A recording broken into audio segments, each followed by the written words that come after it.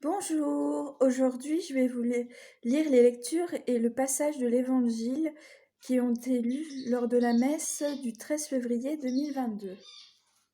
Première lecture. Lecture du livre du prophète Jérémie.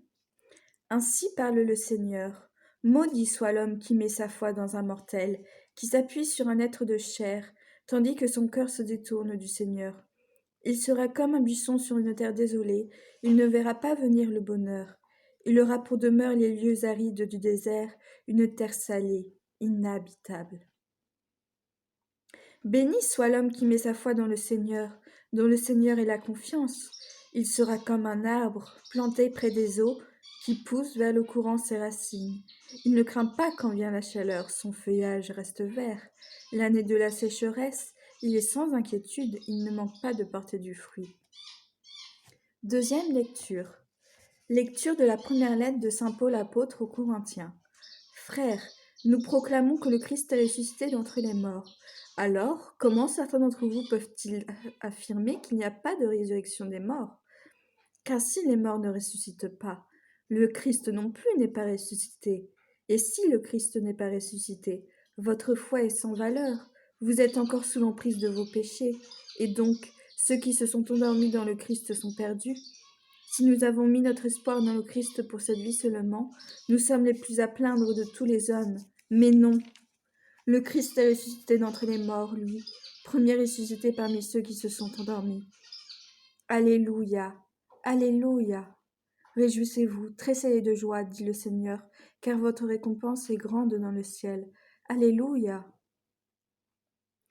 Évangile. Évangile de Jésus-Christ selon saint Luc.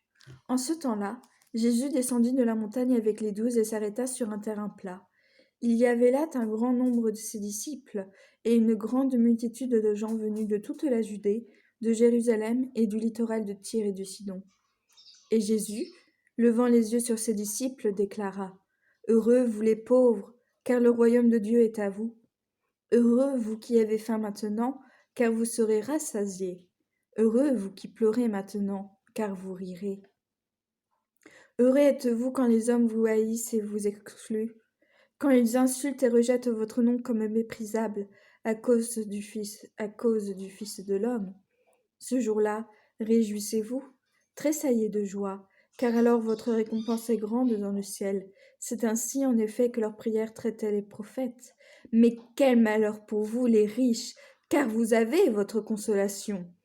Quel malheur pour vous qui êtes repus maintenant, car vous aurez faim. Quel malheur pour vous qui riez maintenant, car vous serez dans le deuil et vous pleurerez. Quel malheur pour vous lorsque tous les hommes disent du bien de vous.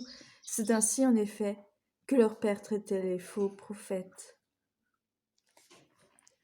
Et voilà, merci d'avoir regardé cette vidéo. Au revoir.